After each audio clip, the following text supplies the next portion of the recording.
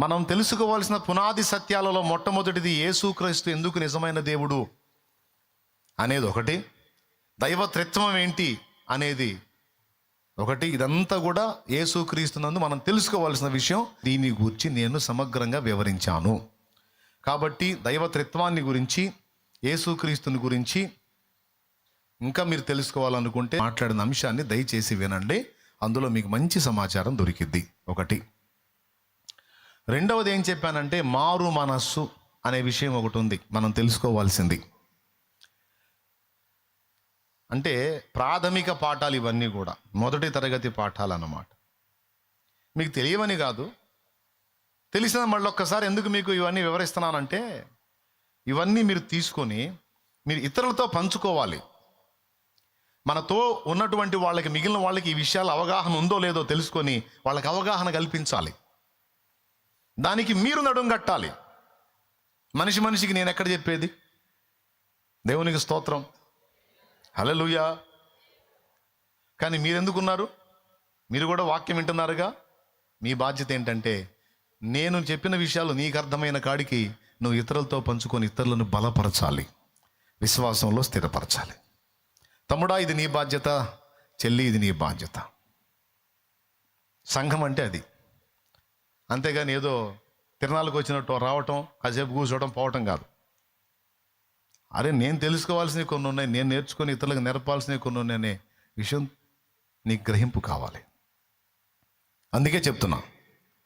మొదటిది క్రీస్తు అయితే ఇది ఎక్కడుంది? మొదటి కొరింథీయులకు రాసిన మొదటి పత్రిక 3వ అధ్యాయము 10వ వచనం చదువు. దేవుడు నాకు అనుగ్రహించిన కృప చొప్పున నేర్పరి అయిన శిల్పకారుని వలె నేను పునాది వేసి తిని మరి ఒకడు దాని మీద కట్టుచున్నాడు. ప్రతివాడు దాని మీద ఎలాగూ కట్టుచున్నాడో జాగ్రత్తగా చూచుకొనవలెను. వేయబడినది తప్ప మరి ఒక పునాది ఎవడును వేయనేరడు. ఈ పునాది యేసుక్రీస్తే. ఆ మాట రౌండ్ చేయి. ఈ పునాది యేసుక్రీస్తే. సో పునాదుల్లో మనం మొదట తెలుసుకోవాల్సిన ఎవరి గురించి క్లియర్గా తెలుసుకోవాలా లేదా? తెలుసుకోకపోతే విశ్వాసం ఉంటుందా, ఊడిద్దా? కొంతమంది పోయి విగ్రహారాధనలో పడ్డా తెలుసుగా, మళ్ళీ మీకు అన్యుల్లో కలిసిపోయారు తెలుసుగా. మీకు నీకు ఆ గతి పట్టుకుని ఉండాలంటే పునాది యేసుక్రీస్తుని గురించి క్లియర్గా తెలుసుకోవాలి. తెలుసుకున్నావా? ఇతరులకు కూడా క్లియర్గా తెలియజేయాలి. రైట్. పునాదిలో మొదటిగా తెలుసుకోవాల్సింది యేసుక్రీస్తు గురించి, తండ్రి, కుమార, పరిశుద్ధాత్మ గురించి మనం తెలుసుకోవాలి. ఇక రెండవది మారు మనస్సు గురించి తెలుసుకోవాలి. అసలు మారు మనసు అంటే ఏంటి? మారు మనసు ఒక 5 రకాలు ఉంది. మీరు దాన్ని నోట్ చేసుకొని నేను చెప్పేస్తాను. మొట్టమొదటిది, లోకములో నుండి, పాపములో నుండి రక్షించలేని వాటిని ఆరాధించే పరిస్థితుల్లో నుంచి క్రీస్తులోకి రావటం, వాటికి వీపు చూపించి ప్రభువుకి ముఖం చూపించి వాటి వైపు నుండి ప్రభు వైపుకు మళ్ళుకోవటమే మారు మనస్సు. ఇప్పుడు ఈ ముక్క చెప్పకుండా మిమ్మల్ని ఒకళ్ళు లేపి అసలు మారు మనసు అంటే ఏంది అని నేను అడిగాను అనుకో, అయ్యా మాకేమన్నా ఇదేమన్నా క్లాషా లేకపోతే ఏమన్నా చర్చా, ఏం నిలబెట్టాం పరీక్షలు పెట్టినట్టు అడుగుతున్నా, ఏంది అసలు మాకేం తెలుసు అనో, లేకపోతే మారు మనసు అంటే అదే ఏందిరా మారు మనసు అంటే, పక్కనోడు ఏంటంటే మారు మనసు అంటే మరి అదే కదా వీడికి బాగా తెలుసు అంట. సరే నువ్వు చెప్పురా, ఏదిరా మారు మనసు అంటే? ఏంటంటే మారు మనసు అంటే మా మనసు మార్చుకోవటం, దాన్ని తిరగే చెబుతాడు. అట్లా ఉండకూడదు నాన్న, అట్లా ఉండకూడదు నాన్న. మారు మనసు అంటే ఏంటంటే చెప్పాలా, పాపములో నుండి రక్షింపలేని వాటి వైపు నుండి క్రీస్తు వైపు మళ్ళుకొనుటయే మారు మనస్సు. నంబర్ 1 అదే పేతురు చెప్పింది, అపోస్తల కార్యము 2:38. కాబట్టి మీలో ప్రతివాడును మారు మనసు పొంది ప్రభు అయిన యేసుక్రీస్తు నామంలో బాప్తిస్మం పొందండి, అప్పుడు పరిశుద్ధాత్మను వరము మీకు అనుగ్రహించబడు. ఆయన ముందేం చెప్పాడు తెలుసా? మారు మనసు పొందండి. ప్రభువు కూడా మార్కు సువార్త 1:15 కాలము సంపూర్ణమై ఉన్నది, దేవుని రాజ్యము సమీపించి ఉన్నది కనుక మారు మనసు పొంది సువార్తను నమ్ముడి. మారు మనసు పొందండి అన్నాడు. ప్రభువు చెప్పాడు మారు మనసు పొందమని. అలాగే పేతురు చెప్పాడు మారు మనసు పొందమని. అపోస్తలులందరూ కూడా ప్రజల్ని మారు మనసు కోసం పిలిచారు. అంటే పాపముల నుండి దేవుని వైపు మళ్ళండి, రక్షింపలేని వాటి వైపు నుండి దేవుని వైపు మళ్ళండి. ఒకటి. 2, అన్న బాప్తిస్మానికి ముందు మారు మనసు పొంది బాప్తిస్మం పొందాం. మరి బాప్తిస్మం పొందినాక మళ్ళీ మారు మనసు అవసరం అంటే అవసరమే. ఎందుకు అవసరం అంటే రక్షింపలేని వాటికి మొక్కాం, వాటిని విసర్జించి ప్రభు వైపు తిరిగాం. ప్రాచీన పాపాలను విసర్జించాం, ప్రభు వైపు తిరిగాం. బాగుంది. అయితే ప్రభువులోకి వచ్చిన తర్వాత కూడా ఇదే శరీరంలో ఉన్నాం. మనకింకా మహిమ శరీరం రాలా. ఏ శరీరంలో ఉన్నాం? ఇదే బాడీలో ఉన్నాం. చాలా వరకు కంట్రోల్ అయినా ఎక్కడో చోట ఏదో సన్నివేశంలో కంట్రోల్ తప్పుతుంటాం. పెద్ద పెద్దవి చేయకపోయినా చిన్నదేలే అనే చిన్నది అనే కోటాలో నెట్టేసే కొన్ని ఉంటాయి. కోపంలో తిట్టడం, ఆవేశం వచ్చి పటామని కొట్టడం, లేకపోతే ఏదో పిచ్చి పనులు చేయటం, లేకపోతే అసూయ పడటం, ఈర్ష్య పడటం, లేకపోతే తప్పుడుగా ఆలోచించటం, తప్పుడు క్రియ చేయటానికి ప్రయత్నించటం లేదా చేయటం, ఇట్లా కొన్ని సందర్భాలను బట్టి, కొన్ని పరిస్థితుల్లో, ఈ శరీరమును బట్టి కొన్ని పొరపాట్లు మన నుండి జరుగుతుండొచ్చు. ఎంతమంది ఒప్పుకుంటారు? అందరు చేతులు ఎత్తారు, యథార్థవంతులు. అందుకే నచ్చుతారు మీరు నాకు. కారణం ఏంటంటే దేహం ఇంకా విమోచింపబడలేదు. ఈ దేహంలో పాప నియమం పనిచేస్తుంది. ఆ పాప నియమాన్ని ఆత్మ నియమంతో జయించవచ్చు. కానీ ఆ సాధనలో ఇంకా పరిపూర్ణత చెందకముందు కొన్ని లోపాలు మనలో కనపడతాయి. కనపడ్డప్పుడు ఏం చేయాలంటే, ప్రభువా గతంలో తెలియని స్థితిలో చేశాను, మారు మనసు పొందాను, రక్షింపబడ్డాను. కానీ రక్షింపబడ్డ తర్వాత కూడా కొన్ని పొరపాటు నా నుండి జరుగుతున్నాయి తండ్రి. అవి చెయ్యాలని నేను కోరుకోవట్లేదు, కానీ అన్ఎక్స్పెక్టెడ్ జరుగుతుంది. దయచేసి నన్ను క్షమించు. నేను వాటిని విసర్జించి మారు మనసు పొందుతున్నాను. మరోసారి అలా చేయకుండా జాగ్రత్త పడతానయ్యా అని ఎప్పటికప్పుడు ఒప్పుకొని, తప్పును దిద్దుకొని ప్రభు వైపు మళ్ళుకొనుట ఏ మారు మనసు. ఫస్ట్ అన్యుడిగా ఉన్నప్పుడు పొందే మారు మనసు ఉంది. తర్వాత విశ్వాస అయిన తర్వాత కూడా పొందాల్సిన మారు మనసు. కోపం వచ్చింది, భార్యను తిట్టేశావు, చెడమడ తిట్టేశావు, బాధేసింది, మోకాళ్ళుని ప్రార్థన టైంలో ప్రార్థన చేస్తున్నావు, దేవుని ఆత్మ మాట్లాడుతున్నాడు, పెద్ద మనిషి బాగానే ప్రార్థన చేస్తున్నావు, కానీ ఇందాక ఆమె ఏమన్నావు అని మోహం చెల్లదు. ప్రభా నువ్వు జారా తండ్రి, ఎందుకు జారావు కుమారుడా, దూషించొద్దని చెప్పాను కదా, దూషించాను అయ్యా, తప్పు చేసే ప్రభా, చాలా వరకు కంట్రోల్ చేసుకున్నాను నాయన, ఆగలేకపోయాను ప్రభా, రెచ్చగొట్టింది నాయన, ఆమె ఎందుకు అలా చేయాలి ప్రభా అనకూడదు. ప్రభా నేనే టెంప్టేషన్ అంచుకోలేకపోయాను ప్రభా, నన్ను క్షమించయ్యా, మరోసారి ఆ విధమైన పొరపాటు చేయకుండా జాగ్రత్త పడతాను ప్రభా, నన్ను మన్నించయ్యా అని నువ్వు ప్రభు పాదాలు పట్టుకొని క్షమాపణ అడిగిన తరువాత అప్పుడు నీ మనసులో బరువు దిగిపోయింది. లేదా అప్పటిదాకా నీకు మొహం చెల్లదు దేవుని ముందుకు పోవటానికి. ఎంతమంది ఒప్పుకుంటారు? అలా తిరిగి ఎప్పటికప్పుడు దేవునితో సమాధానపడుటయే మారు మనసు.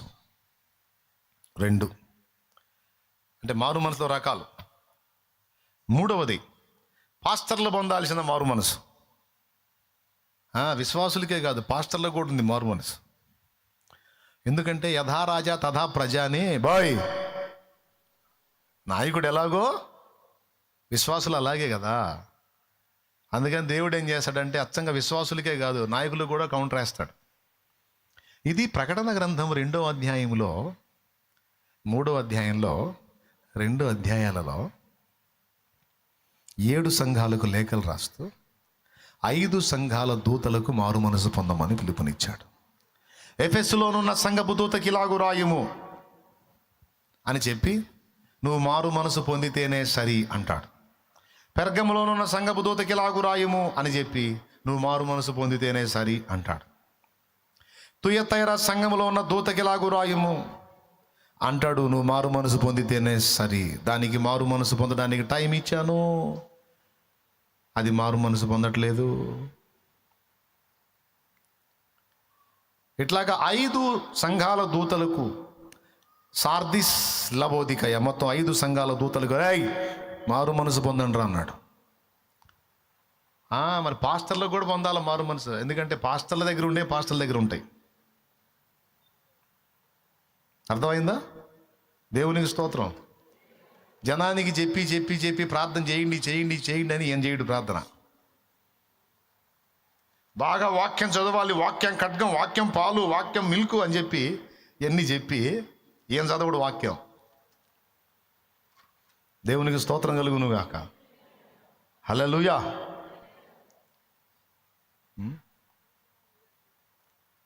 ఎప్పుడు కోట ఉందంటే అప్పుడు వేస్తాడు ముందు బైబిల్ వేసి ఇక 4 ముక్కలు చదివేది ఇక పోయేది. అట్లా కాదు, వాక్యాన్ని బాగా జాగ్రత్తగా ధ్యానించుకోవాలా, అనేక రీతిలో దాన్ని తెలుసుకుంటూ ఉండాలి. అదొక సాధన. పాస్టర్ గారు ఒక ఆయన కూటానికి ముందు బైబిల్ రెడీ చేసుకొని, రెఫరెన్సెస్ గుర్తుండవుగా రెడీ చేసుకొని అందులో చీపురు పుల్లలు పెట్టి స్నానానికి పోయాడంట. ఆ పేజీలో చీపురు పుల్ల పెట్టాడు. ఎక్కడెక్కడ రెఫరెన్స్ ఉన్నాయి అక్కడ చీపురు పుల్లలు పెట్టి స్నానానికి పోయాడు. ఈలోపు ఆ గదిలో కొడుకు వచ్చాడు. ఎవడురా మా నాన్న బైబిల్లో చీపురు పుల్లలు పెట్టాడని పుల్లని లాగా అవతల పట్టేసి టైం అయిపోయింది. ఇప్పుడు పోయి వాక్యం చెప్పాలా. మందిరంలో పోయి నిలబడ్డాడు. బైబిల్ తీస్తే ఒక్క పుల్లా కనపట్టాలా. దేవునికి స్తోత్రం. ఇప్పుడేం చేయాలా? కడుపు మండిపోతుంది. ఎవడు తీసాడా పుల్లలు అర్థం కాలా. వాక్యం చెప్పాలి. ఇప్పుడు కళ్ళు మూసుకొని వాక్యం తీసి ఒక దగ్గర అట్లా వేలు ఉంచాడు. అక్కడ తన్ను తాను అని వచ్చింది. ఇక తన్ను తాను అనే వచనం తీసుకొని మాట్లాడటం మొదలు. ప్రభునందు ప్రియులారా, దేవుడు తంతానని మాట్లాడుతున్నాడు. కానీ అది కూడా తంతానని కాదు, తన్ను తాను తగ్గించుకునేవాడు. బైబిల్ ఎక్కడ కూడా తన్ను తాను అల్లా. ఇక ఈయన తంతాను అనే పదం మీద ప్రసంగం చేశాడు. వ్యభిచారం చేసేవాడిని తంతానంటున్నాడు, దొంగతనంలో బతికేవాడిని తంతానంటున్నాడు, వాడిని తంతానంటున్నాడు, ఈయన తంతాను. గుర్తుపెట్టుకోండి, అందరికీ తన్నే. పొలాలు తీసినోడు కూడా తంతానంటున్నాడు.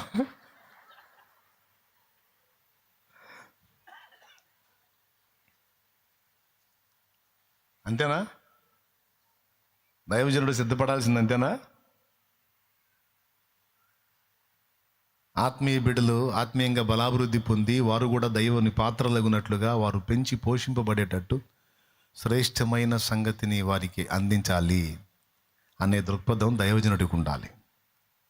నా పిల్లలు అల్పులుగా ఉండకూడదు, వారు ఎదగాలి, వారు కూడా ఇతరులకు ప్రకటించే స్థాయికి రావాలి, వారు కూడా ఆత్మని రక్షించే స్థాయికి రావాలి, వారికి కూడా దేవుని లోతైన సంగతులు తెలియాలి అనే భారంతో లేఖనాన్ని అధ్యయనం చేయటం అనేది దైవజనుని విధి.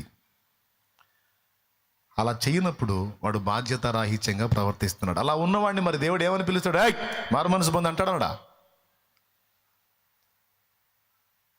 అట్లాగా దైవజనులు అనేవాళ్ళు కూడా మారు మనసు పొందాల్సింది ఉంది.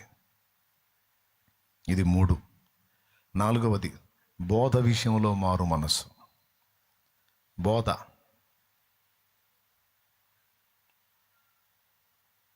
కొన్నిసార్లు కొన్ని పొరపాటు బోధలు లైన్లో ఉంటాయి. ముందే అన్నీ స్పష్టంగా తెలుసుకొని బోధించాలి. ఒకవేళ తొందరపడి ఏదైనా పొరపాటు బోధ బోధిస్తే దాన్ని ఒప్పుకొని మారు మనసు పొందేటట్టు ఉండాలి. కానీ కొంతమంది ఏం చేస్తారో తెలుసా? నేను చేసేది తప్పుడు బోధ అని వాడికి తెలుసు, అయినా సరే సమర్థించడానికే లేఖనాలు వెతుకుతాడు. కానీ అరే ఇది యథార్థంగా ఒప్పుకోవాల్సిన విషయం రా, ఇది తప్పు బోధ రా, దీనివల్ల ఆత్మలకు నష్టం కలిగిద్ది, ఇది లేఖనం వ్యతిరేకించిన బోధ అనే పరివర్తన పశ్చాత్తాపం వినికుండదు. ఏ కాడికి సమర్థింపులే వెతుకుతాడు కానీ మారు మనసు పొందడు. కానీ తుయతైరా సంఘములో ఎజబెలు అనే స్త్రీ విగ్రహార్పితం తినొచ్చని, జారత్వము చేయొచ్చని నా దాసులకు బోధిస్తూ వారిని మోసపుచ్చుచున్నది. ప్రకటన 2:20. అయినను నీ మీద తప్పు ఒకటి నేను మోపవలసి ఉన్నది, ఏమనగా తాను ప్రవక్తనని చెప్పుకొనుచున్న యెజబెలను స్త్రీని నీవు ఉండనిచ్చుచున్నావు. జారత్వము చేయుటకును విగ్రహములకు బలి ఇచ్చిన వాటిని తినుటకును అది నా దాసులకు బోధించుచు వారిని మోసపరుచుచున్నది. మారు మనసు పొందుటకు నేను దానికి సమయం ఇచ్చి తిని గాని. గద్దుగో ఏం చేయొచ్చని బోధించి మోసం చేస్తుందంట. జారత్వము చేయునట్లును విగ్రహార్ములకు అర్పించిన వాటిని తినునట్లును నా దాసులకు బోధిస్తున్నది అన్నాడు. ఇప్పుడు వాటిని తినొచ్చు అని బోధించే బోధ ఏ బోధ? యెజబెలు బోధ. ఏ బోధ? మోసపూరితమైన బోధ. ఇప్పుడు కొంతమంది బోధ చేసి దాన్ని సమర్థించుకుంటున్నారు తప్ప దాని విషయంలో మారు మనసు పొందట్లా. వాడు ఏ కాడికి ఇదే కరెక్ట్ ఏం కాదు తినండి అన్న బోధే చేస్తారు. కానీ లేఖనం దాన్ని స్పష్టంగా విసర్జించమని చెప్పింది. అన్న విషయాన్ని ఒప్పుకోవటం. ఎందుకు విసర్జించాలి అంటే దానికి కొన్ని కారణాలు ఉన్నాయి. ఒకటి, అది సత్యమైనది కాదు. నువ్వు దాన్ని స్వీకరించినప్పుడు అబద్ధంలోనే ఉంటాడు కానీ ఆలోచించడు. నువ్వు దాన్ని సున్నితంగా తిరస్కరించినప్పుడు వానికి ఆలోచన కలిగించిన వాడివి అవుతావు. అలాగే సువార్త చెప్పే ఛాన్స్ కూడా వానికి వచ్చింది. ఇచ్చింది తీసుకొని మింగేసావు అనుకో, థ్యాంక్ యూ అని వెళ్ళిపోతాడు. ఇక వాడు వద్దు బ్రదర్ అన్నావు అనుకో. ఎందుకు వద్దు అంటే, నేను నమ్మింది ఒక దేవుడిని నమ్మాను, మొక్కినా అక్కడే, స్వీకరించిన అక్కడేగా, ఇంకో దానికి మొక్కెళ్ళేది, ఇంకో దాని దగ్గర చేజాపెళ్ళేది, నాకు వద్దు బ్రదర్. అది ఎందుకు వద్దు అంటే చెప్పాను కదా, ఎందుకు వద్దు అన్న ప్రశ్న వేసినప్పుడు నీకు సువార్త చెప్పే ఛాన్స్ వచ్చింది. తీసుకొని మింగేస్తే ఆ ఛాన్స్ పోయింది. అంతేకాదు, ఏమన్నాడు, దేవునికి అర్పించనిది ఏదైనా ఉంది అంటే అది ఎవరి బల్ల అన్నాడు? కొరింథీయులకు రాసిన మొదటి పత్రిక 10వ అధ్యాయంలో దయ్యముల బల్ల అన్నాడు. మీరు దేవుని బల్లలోనూ దయ్యముల బల్లలోనూ పాలివారు కూడా నాకు ఇష్టము లేదన్నాడు. అన్యజనులు అర్పించు బలులు ఎవరికి అర్పిస్తున్నారని అన్నాడు? అదిగో, ఇంత క్లియర్గా అపోస్తల కార్యము 15వ అధ్యాయము 28వ వచనంలో దేని విసర్జించమన్నాడో చూడు.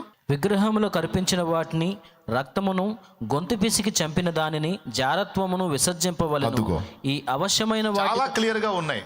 మరి ఇవన్నీ ఇన్ని వచనాలు ఉంటే మళ్ళా దేవుడు మనసు మార్చుకుందానిలో ఏం కాదు తినని అంటాడు. సో ఈ వచనాలకు ఆపోజిట్లో బోధించేవాడు ఎంత మంచి బోధకుడైనా, వాడెంత పెద్ద పండితుడైనా, లేకపోతే పెద్ద లెక్చర్ అయినా, లేకపోతే పెద్ద స్కాలర్ లాగా బిల్డప్ ఇచ్చేవాడు ఎవడైనా సరే, ఈ వచనాలకు భిన్నంగా బోధించిన వాడెంతటి వాడైనా వాడిని మనము లక్ష్య పెట్టకూడదు. అది తేడా బోధాన్ని గుర్తించాలి. సదరు వ్యక్తి కూడా మారు మనసు పొందాలి, కానీ పొందరు. ఇలా చాలా విషయాల్లో, బోధ విషయంలో మారు మనసు పొందమని దేవుడు పిలుపునిచ్చాడు. 4, 5వది, సహోదరుడు విషయంలో పొందాల్సిన మారు మనసు. ఇది లూకాసు వార్త 17వ అధ్యాయం 4వ వచనం. 17:4లో ఉంటది. అతడు ఒక దినమున 7 మార్లు నీ ఎడల తప్పిదము చేసి 7 మార్లు నీ వైపు తిరిగి మారు మనసు పొందితినని ఎడల అతన్ని క్షమింపవలెనెను. అద్భుతమైన మాట ఇది. చిన్న చిన్న పొరపాట్లు ఎన్నో చేసి కూడా ఆదివారం రోజు దేవుని మందిరానికి వచ్చి నిలబడుతున్నావు అంటే కారణం ఏంటో తెలుసా? నీ సహోదరుడు ఒక రోజులో 7 సార్లు నీ ఎడల తప్పిదం చేసి 7 సార్లు నీ వైపు తిరిగి, అయ్యా నేను తేడా పడ్డాను, ఇంకోసారి అలా చేయనని చెబితే, ఒక రోజులో 7 సార్లు వాడు అలా చేసి 7 సార్లు క్షమాపణ అడిగితే మారు మనసు పొందుతానని నీ ముందు ఒప్పుకుంటే, నువ్వు 7 సార్లు వాడిని క్షమించాల్సిందే అని యేసయ్య చెప్పాడు. అలా చెప్పిన యేసయ్య మనల్ని క్షమిస్తున్నాడు గనుకనే, అదేవిధంగా ఎప్పటికప్పుడు మన్నిస్తున్నాడు గనుకనే మనగడ సాగుతుంది, రక్షణలో నిలిచున్నాం. అలా క్షమించకపోతే ఛాన్స్ లేదు. కాబట్టి ఇక్కడ సహోదరుల విషయంలో పొందవలసిన మారు మనసు. మారు మనస్సు అనగానే ఒక్కటే కాదు తమ్ముడా, మారు మనస్సులో విభాగాలున్నాయి. విశ్వాసం అనగానే ఒక్కటే కాదు చెల్లెమ్మ, విశ్వాసముల విభాగాలున్నాయి. బాప్తిస్మం అనగానే ఒక్కటే కాదు తమ్ముడు, బాప్తిస్మముల విభాగాలున్నాయి. హస్త నిక్షేపణ అనగానే ఒక్కటే కాదు చెల్లెమ్మ, హస్త నిక్షేపణల విభాగాలున్నాయి. మృతుల పునరుద్ధానం అంటే ఒక్కటే కాదు తమ్ముడు, అందులో విభాగాలున్నాయి. నిత్యమైన తీర్పు అంటే ఒక్కటే కాదమ్మా, అందులో అనేక విభాగాలు ఉన్నాయి. ఇప్పుడు మారు మనస్సు అనే ఒక పాయింట్ 5 రకాలు చెప్పాను. మీరు ధ్యానం చేస్తే మరికొన్ని మీకే కనపడతాయి. ఇప్పుడు చెప్పండి, మారు మనసు అంటే, నేను అడుగుతారు కొంతమంది సీనియర్ పాస్టర్లు అడుగుతారు మిమ్మల్ని, ఏ చర్చికి వెళ్తా? నేను తండ్రి సన్నిధికి వెళ్తానండి. ఆహా, అడిగి వెళ్తావా? మారు మనసు అంటే ఏంది? మారు మనసు పొందావా అంటే ఏంది అన్నాడు అనుకో, అప్పుడు నువ్వు చెప్పాలి. మారు మనసు అంటే సుమారు 5 రకాలు బైబిల్లో ఉందండి, మీరు దేని గురించి అడిగారు అన్నావు అనుకో, అయ్యగారికి ఇక సౌండ్ ఉండదు. మారు మనసు పొందావా అన్నప్పుడు ఏ విషయములో అని అడిగావు అనుకో, ఎన్ని విషయాలు ఉన్నాయింది? మారు మనసు అంటే ఒక్కటే అంటాడు. ఒక్కటి కాదు సార్, 5 రకాలు ఉంది అని నువ్వు పాఠం మొదలు పెట్టావు అనుకో, ఇంకా నేను రెండోసారి గెలిచుడు. లేకపోతే నిన్ను పాయింట్అవుట్ చేస్తాడు. ఎన్ని సంవత్సరాల నుంచి వెళ్తున్నా? ఇప్పుడేమండి అన్న చాలేమన్నా 7 ఏళ్ళ నుంచి వెళ్తున్నానండి. 7 ఏళ్ళ నుంచి వెళ్తుందంటే మారు మనసు తెలియదు. 7 ఏళ్ళ నుంచి వెళ్తున్నాడు, మారు మనసు తెలియదు. అది పెంపకం. ఇట్లాంటి సరుకును ఉత్పత్తి చేస్తున్నాడు అతను అంటారు కదా నన్ను, ఆ సోది సరుకు. మారు మనసు అంటే తెలియదు. యేసుప్రభు ఎందుకు దేవుడో తెలియదు. యేసుప్రభుకి మిగిలినాటికి తేడాలేందో తెలియదు. పోతా ఉంటారు పొలోమని. ఏం తెలియచావదు అని అంటారు కదా నన్ను. అది నా బాధ. పాయింటేనా? ఇప్పుడు మారు మనసు గురించి ఇక పక్కన పెడదాం. 5 రకాలు చెప్పాను. మీరు ధ్యానం చేస్తే మరికొన్ని కనపడతాయి నీకు.